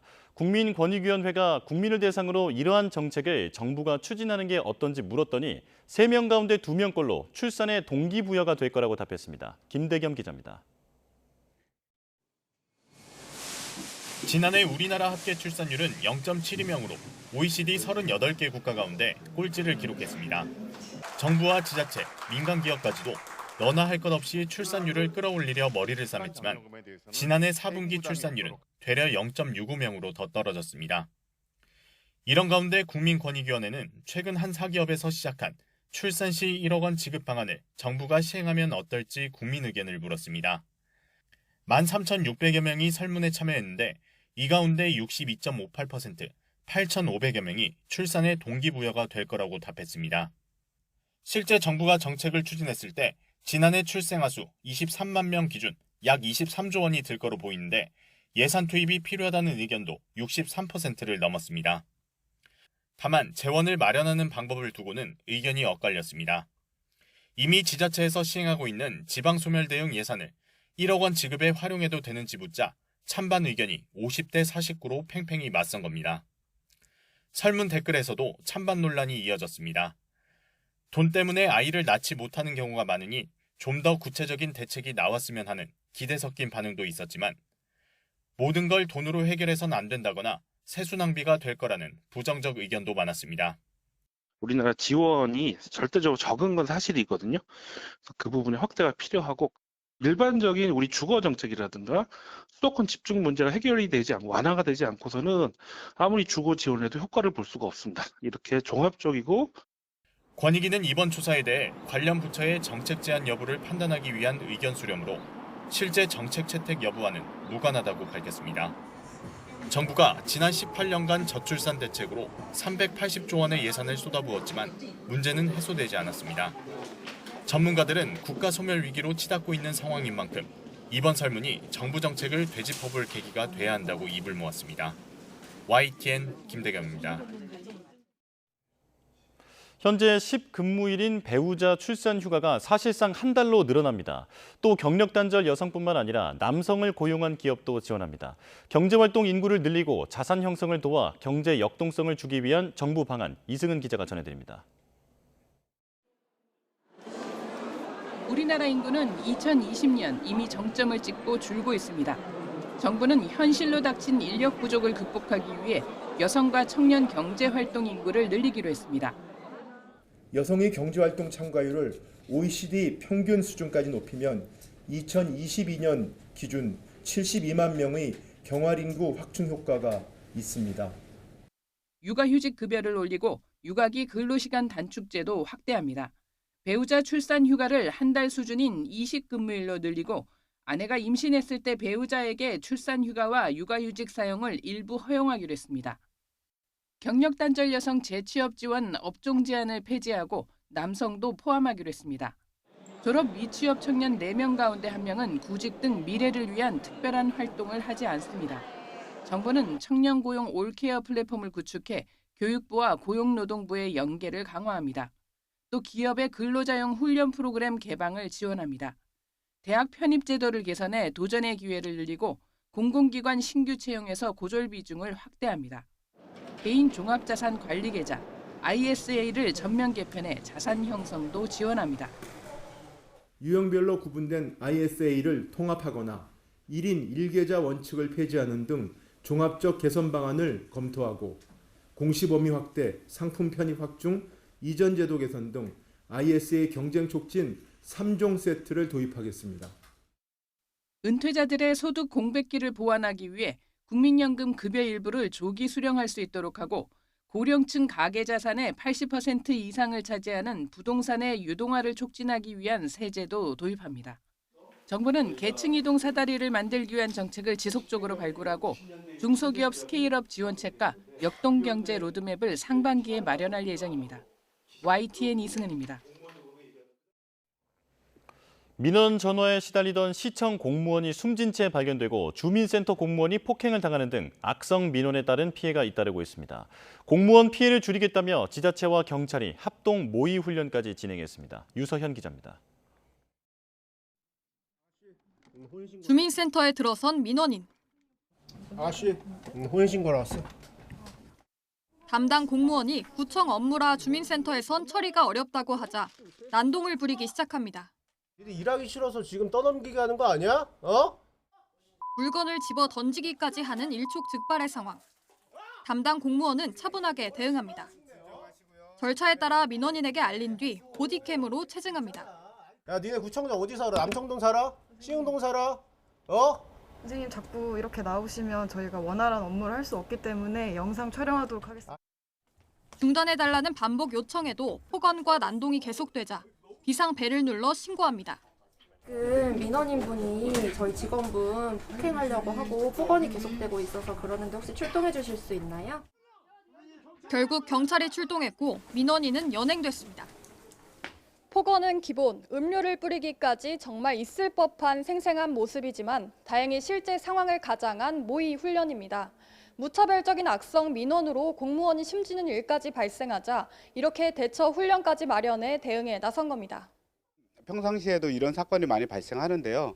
최근에는 뭐 직원 민원인이 여직원을 폭행한 사건도 있었고, 장애인분이 지팡이를 휘두르면서 저희 직원을 폭행한 사건들도 있었어요.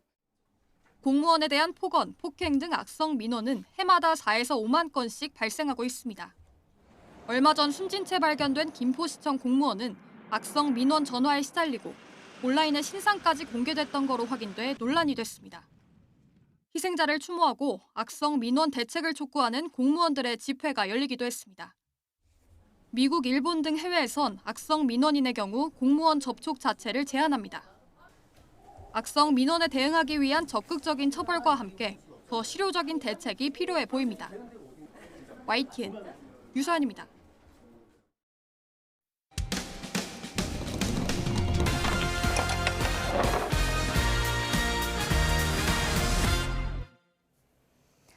도시에 살면서 시골을 오가며 농사짓던 60대가 저수지 배수로에서 숨진 채 발견됐습니다. 유족은 농어촌 공사가 관리하는 부실한 난간 탓에 벌어진 인재라면서 분통을 터뜨리고 있습니다. 제보는 Y 김민성 기자입니다. 지난 3월 중순 전북 김제시 백산저수지에서 촬영된 영상입니다. 경찰 통제선이 휘감긴 이 안전난간. 추락을 막는 시설인데 위아래 할 것 없이 군데군데 떨어져 나간 상태입니다. 난간 너머 배수로에서 3월 15일 오후에 한 60대 남성의 시신이 나와 이곳은 사건 현장이 됐습니다. 숨진 남성은 휴일에 한 번씩 와서 인근에 농사를 지었습니다. 실종 당일에도 차를 몰고 근처에 왔다가 이 배수로 아래에서 발견됐습니다.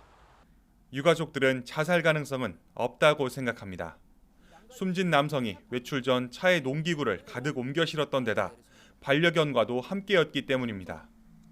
어떤 이유에서 몸을 기댔다가 난간이 힘없이 부서지는 바람에 사고가 났다고 보고 있습니다.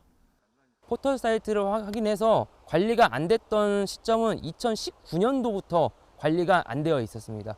거리뷰로 보신 거죠? 네, 거리뷰로 봤습니다. 이미 위에 상단이 두 군데가 사라져 나가 있었죠. 이미 여러 해 전부터 일부가 파손돼 있던 안전난간. 시신 주변에서도 떨어져 나간 난간대 몇 개가 추가로 발견됐습니다. 이에 유가족들은 사건 현장 주변을 낱낱이 검사했습니다. 저수지 시설과 용품이 제때 관리 안 된 것으로 보이는 흔적이 곳곳에 있었다고 합니다. 아주 그냥 여기 다 떨어져 나갔네 이게. 만약에 그러면 이거 누구 빠졌을 때 이거 쓸 수 있을 것 같아. 저기? 책임기관인 한국농어촌공사는 사고 전 남아있던 난간의 높이가 1m가 넘었기 때문에 안전에 문제가 없었다며 관리도 주기적으로 했다고 해명했습니다. 그러면서 경찰 조사 결과가 나온 후에 이번 사망에 대한 입장을 내겠다고 했습니다. 이와 관련해 경찰이 받은 부검 결과는 추락에 의한 사망으로 추정된다는 결론이었습니다. 남성의 턱과 목, 가슴뼈 등이 골절돼 있었고 익사한 흔적은 없었습니다. 술을 마시지도 않은 것으로 확인됐습니다. 경찰은 사고 난간이 당시 어느 정도 힘까지 버틸 수 있었는지 시설물 관리 부실을 규명하기 위해 국립과학수사연구원에 감식을 의뢰했습니다. 농어촌공사는 경찰이 현장을 조사하는 과정에서 추가로 파손됐다는 이유로 사고 후에야 문제의 난간을 튼튼한 거로 완전히 교체했습니다. YTN 김민성입니다. 검찰이 요청한 형량은 징역 20년인데 1심은 집행유예, 항소심에서는 징역 4년이 선고돼 법정에서 구속된 사례가 있습니다. 초등학생을 상대로 성범죄를 한 30대에 대한 판결인데요. 피해자 합의나 형사 공탁을 재판부가 어떻게 보느냐에 따라 결과는 달랐습니다. 지환 기자가 보도합니다. 1심이 끝난 뒤 풀려났던 20, 30대 피고인 6명이 10달 만에 항소심 법정에 들어갑니다. 잠시 뒤 20대 1명을 제외한 30대 5명은 모두 법정에서 구속됐습니다. 이들은 돈이나 전자제품을 주고 초등학생 2명과 성관계나 강제추행을 한 남성들. 검찰은 최소 징역 3년부터 최장 20년에 이르는 중형을 요청했지만 앞서 1심에선 벌금형 또는 집행유예에 그쳤습니다. 항소심은 달랐습니다. 검찰 구형에는 크게 못 미치지만 1명을 빼고는 경중에 따라 징역 1년에서 징역 4년이 선고됐습니다. 사실 1심과 2심에서 크게 달라진 건 없었습니다. 피고인들은 범행을 인정하고 반성했으며 피해자 1명과는 일찌감치 합의했습니다. 또 다른 피해자 1명은 1심에 이어 2심에서도 합의를 하지 않고 엄벌을 요구했습니다. 피고인들이 합의한 상대는 피해자 법정 대리인인 부모, 합의를 거부한 대리인을 상대로는 수백에서 수천만 원에 이르는 형사 공탁금을 걸었는데 항소심 재판부는 이 점을 문제 삼았습니다. 재판부는 법정 대리인을 통해 처벌을 원하지 않는다는 의사가 표현됐거나 공탁을 해도 성인들처럼 적극적인 감경 요소로 고려하는 건 적절치 않다며 피해 아동이 진정으로 처벌 불원의 의미를 이해하고 동의했다고 보기 어렵다고 설명했습니다. 미성년자 성범죄의 경우 이처럼 합의가 부모 같은 대리인과 이루어지고 공탁 역시 피해자 동의 없는 일방적인 건데 형량 반영에 관해서는 뚜렷한 기준이 없습니다. 말 그대로 법관 재량이어서 이번 사건처럼 어떤 재판부를 만나느냐에 따라 결과가 달라집니다. 대법원 양형 기준에는 성범죄의 경우에 합의나 공탁을 할 경우 감경 요소로 삼도록 돼 있지만 미성년 피해자의 경우에 여러 사정이 다르고 피해자가 원치 않는 공탁을 특히 감형 요소로 삼는 것에 대한 논란은 법조계 내부에서도 많습니다. 재판부에 따라 오락가락하는 감형, 범죄 유형에 따른 세부적인 양형 기준이 시급하다는 지적이 나오는 이유입니다. YTN 지완입니다. 순수 우리 기술로 만든 고속열차 KTX 청룡이 정식 운행을 시작했습니다. 순수 국내 기술로 설계 제작된 KTX 청룡은 최고 속도 시속 352km를 낼 수 있는 열차로 매일 경부선 4회, 호남선 2회 모두 6회 운행을 하게 됩니다. 정차역도 최소화해 서울, 부산은 2시간 17분, 용산, 광주는 1시간 36분 만에 주파합니다. 대중교통비를 일부 환급해주는 K패스 서비스가 어제 본격적으로 시작됐는데요. 카드 등록자 수가 100만 명을 돌파하면서 관심이 뜨거운 가운데 이 K패스를 사칭한 가짜 앱도 기승을 부리고 있다고 합니다. 보도에 차유정 기자입니다. 경기도 파주에서 용인으로 출퇴근하는 직장인 한다희 씨는 K패스를 첫날부터 이용하려고 발빠르게 신청을 마쳤습니다. 본가가 파주고 직장은 용인이라서 일단 자주 왔다 갔다 하는 상황인데 특히 K패스는 전국적으로 이제 환급이 된다고 들어서 효과가 기대됩니다. K패스가 출범 초기부터 흥행 조짐입니다. 지난달 30일 기준 K패스 가입자는 107만 명, 신규 신청자가 일주일 만에 25만 명을 돌파했고 기존 알뜰 교통카드 회원 82만 명이 K패스 회원으로 전환했습니다. 가장 큰 장점은 사실상 전국에서 쓸 수 있다는 점입니다. 시행 첫날 경기나 인천 등에서 서울로 출퇴근하는 등 광역교통을 이용하는 승객들이 기대감을 드러냈습니다. 수원에서 광화문으로 출근하는데 거의 한 2시간 정도 걸리는데 교통비도 만만치 않더라고요. 그래서 한 달에 한 15만 원 정도 나오는 것 같아서 이거 하면은 몇만 원 정도 세이빙이 되니까 그래서. 다만 주의할 점은 최소 15회 이상 최대 60회까지만 혜택받을 수 있다는 점입니다. 환급도 20만 원을 기점으로 다르게 계산됩니다. 20만 원까지만 환급률이 적용되고 초과분에 대해선 절반만 환급률이 적용됩니다. 예를 들면 월 지출이 22만 원인 일반 성인의 경우 20만 원까지 20% 환급률이 적용되지만 초과분 2만 원의 경우 절반인 만 원에 대해서만 20% 환급률이 적용됩니다. 최근 K패스를 사칭하는 앱도 횡행하는 만큼 공식 앱을 설치해야 하는 점도 유념해야 합니다. 정부는 공식 앱은 과도한 광고를 표출하거나 유료 결제를 유도하지 않는다며 주의를 당부했습니다. YTN 차유정입니다. 네, 이 K패스에 연계해서 지역 맞춤형 서비스를 제공하는 경기패스와 인천 아이패스도 시작이 됐습니다. 특히 인천의 아이패스는 청년의 범위를 넓히고 65세 이상까지 적용해 혜택을 늘렸습니다. 강태욱 기자입니다. 유종복 인천시장과 직원들이 출근 시간에 맞춰 인천 지하철 1호선 인천터미널역을 찾았습니다. 시행이 시작된 아이패스를 알리기 위해서입니다.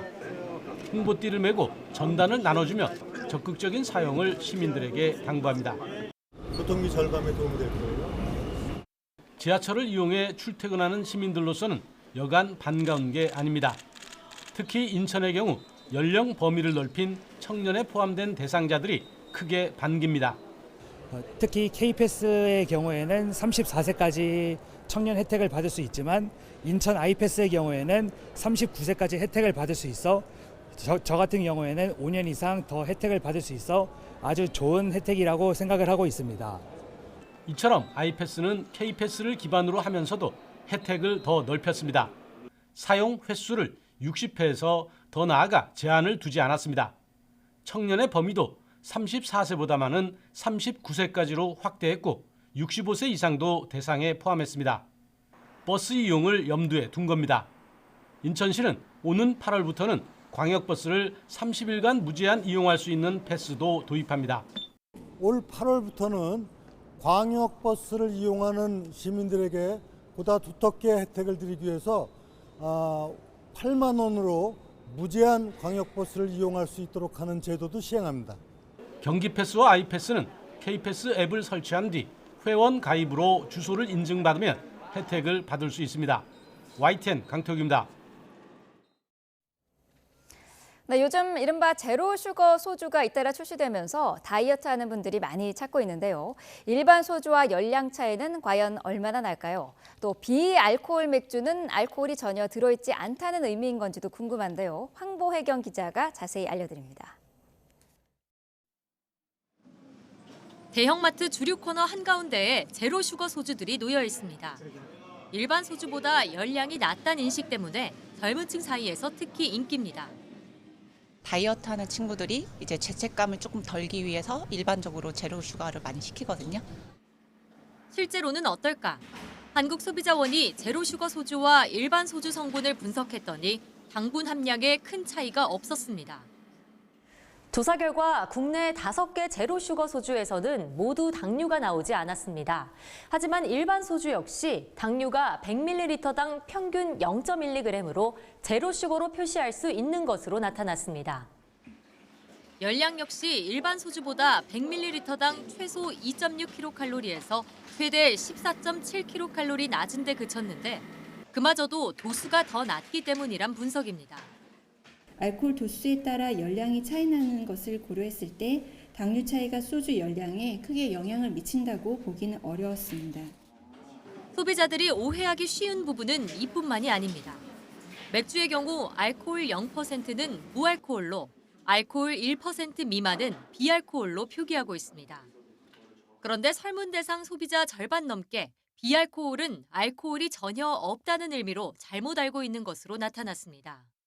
또 보통 비알코올 맥주에는 알코올 함량이 0.0, 무알코올 맥주는 0.00이라고 제품에 표시하는데 10명 가운데 8명은 이 차이를 알지 못한다고 응답했습니다. 비알코올 맥주 산다고 하면은 보통 알코올이 아예 안 된 거를 생각하는 것 같아요. 0.0이랑 0.00도 무슨 차이인지는 잘 모르겠어요. 임신부의 경우 이를 모른 채 비알코올 맥주를 마실 우려가 있는 만큼 명확히 표기하는 게 중요하다는 지적입니다. 이 제품의 경우에는 0.03%라고 알코올 함량을 구체적으로 표시를 하고 있는 반면에 이 제품의 경우에는 0.0이라고 표시를 하고 있어서 소비자로 하여금 알코올이 전혀 없는 것으로 오인할 우려가 있었습니다. 소비자원은 주류 업체들의 알코올이 조금이라도 포함됐다면 그 내용을 구체적으로 표시해달라고 권고했습니다. 또 미국의 경우 알코올이 전혀 없는 경우에만 함량이 0.0이라고 쓸 수 있는 만큼 식품의약품안전처와 관련 개선 방안을 협의할 방침입니다. YTN 황보혜경입니다. 식품의약품안전처가 수세미가 섞인 것으로 확인된 중국산 월병 일부 제품을 판매 중단하고 회수 조치한다고 밝혔습니다. 회수 대상 제품은 윤푸드에서 수입 판매한 중국산 5인 월병 450g 제품입니다. 제조일자는 2024년 3월 18일이고 소비기한은 제조일로부터 180일입니다. 식약처는 이 월병을 보관 중인 판매자에게 판매 중단과 반품을 요구하고 소비자에겐 구매업소에 제품을 반납할 것을 당부했습니다. 교육부가 민간업자로부터 골프 접대를 받았다는 의혹을 받는 고위공무원 2명을 대기 발령하고 경찰에 수사 의뢰했습니다.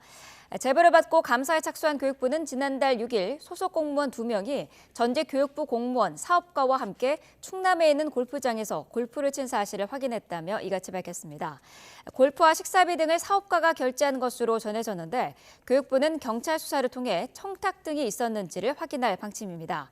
그러나 교육부 공무원들은 며칠 뒤 골프와 식사 비용까지 계좌로 보냈다며 청탁 의혹을 부인하는 것으로 알려졌습니다. 네, 아침에 활기를 더해주는 스포츠업 시간입니다. 만원 관중을 몰고 다니는 농구 형제 허웅, 허훈의 대결에서 형 허웅이 웃었습니다. 프로야구에서는 SSG가 한화를 상대로 올 시즌 첫 승을 역전승으로 장식했는데요. 먼저 부산으로 가보시죠.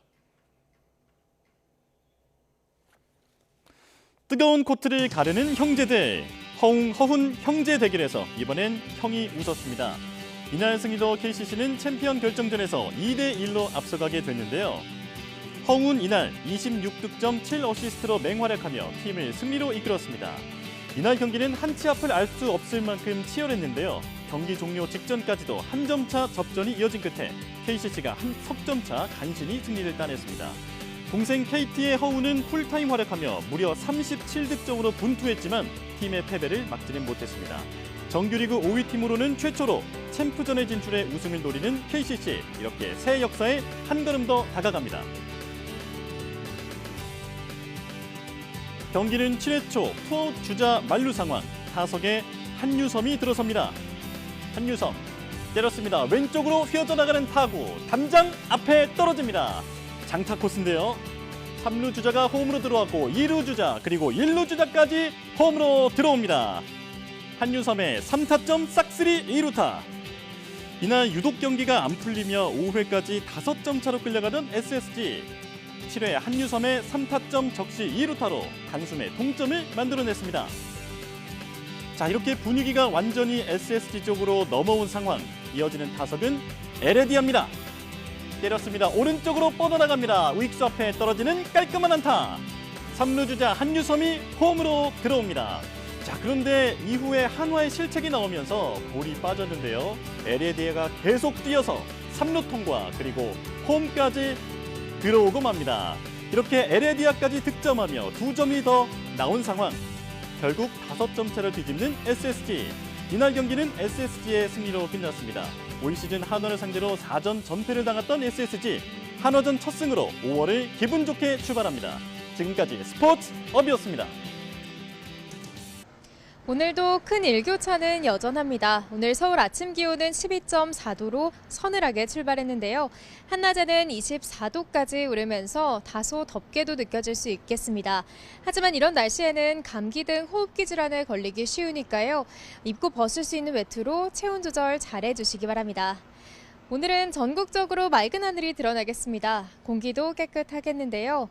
다만 중부를 중심으로는 대기가 점점 메말라 가고 있습니다. 산불 등 화재 사고 예방에 신경 써주시기 바랍니다. 오늘 수도권 지역은 서울의 한낮 기온이 24도 등 어제와 비슷하겠지만 그 밖의 지역은 대전 25도, 광주와 대구는 24도로 어제보다 4에서 많게는 8도가량 크게 오르겠습니다. 앞으로 기온은 더 올라서 내일과 모레는 마치 여름처럼 덥겠습니다. 하지만 고온 현상은 오래가지 않겠는데요. 어린이날 오후 전국에 비가 내리면서 누그러질 전망입니다. 오늘 낮 동안 맑은 하늘 아래 볕이 강하게 내리쬐면서 전국적으로 자외선 지수가 높게 치솟겠습니다. 외출하실 때는 자외선 차단제를 꼼꼼히 덧발라주시기 바랍니다. 지금까지 서울 상암동 야외 스튜디오에서 YTN 윤수빈입니다. 네, 뉴스업 목요일 순서 마칩니다. 내일 다시 뵙겠습니다. 고맙습니다.